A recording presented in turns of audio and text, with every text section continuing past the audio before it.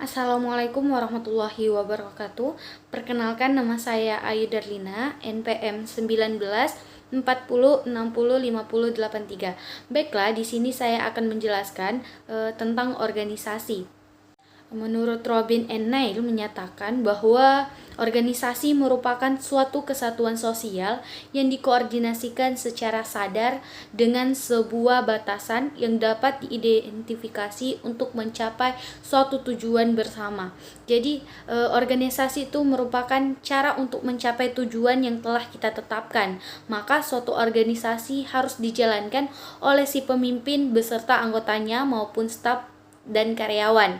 Jadi, dalam organisasi terjadi suatu konsep yang dimana disebut dengan PIRO.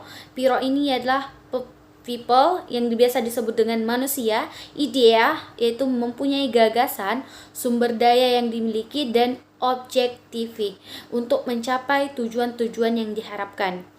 Kemudian, organisasi semakin luas juga dikenal sebagai suatu badan yang penting dalam pertumbuhan bangsa-bangsa. Pertumbuhan bangsa-bangsa, perkembangan bidang sosial, ekonomi, maupun dalam dunia pendidikan. Dengan adanya organisasi ini tentunya mempunyai prinsip-prinsip yang harus dilaksanakan. Yang pertama, dalam organisasi tentunya mempunyai tujuan yang jelas. Kemudian yang kedua, setiap karyawan tentunya harus paham dari tujuan dari organisasi tersebut dan koordinasi, integrasi, dan sinkronisasi. Adapun pendelegasian dan wewenang yang jelas, ada keseimbangan antara wewenang dan tanggung jawab. Aturan pengeluaran biaya juga harus jelas. Kemudian ada uraian tugas bagi setiap sumber daya manusia, pembagian tugas juga harus lugas. Ada prinsip kesinambungan, pola dasar organisasi harus relatif permanen, ada kesatuan arah, dan ada kesatuan perintah.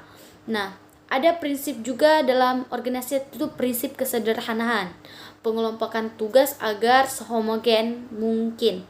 Dan yang terakhir yaitu rentang kontrol tidak terlalu panjang, agar tercipta internal kontrol dengan baik dan tidak ada birokrasi.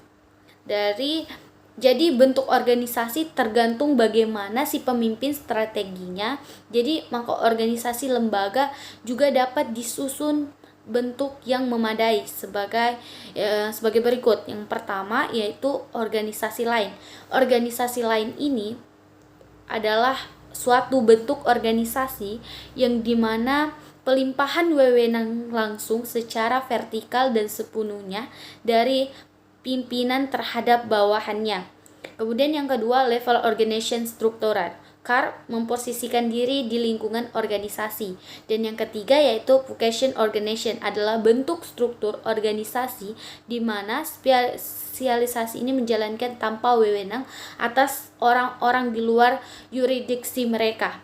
Dan yang keempat, community type organization, berdasarkan tipe organisasi, berdasarkan strukturannya. Kemudian yang terakhir yaitu teknik penyusunan organisasi. Yang pertama itu tentukan sasaran organisasi, kemudian yang kedua rumuskan sasaran, dan yang ketiga tentukan pekerjaan yang perlu untuk mencapai sasaran, kebijakan dan rencana secara terinci.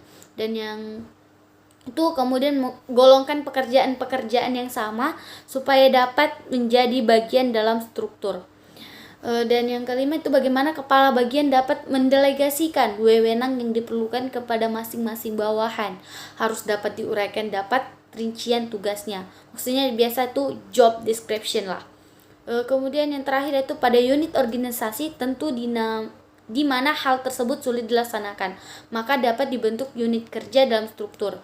Sesudah itu struktur dibentuk, maka harus dirancang sistem informasi manajemen sebagai wujud dari komunikasi organisasi agar organisasinya tersebut dapat mencapai tujuan yang diharapkan.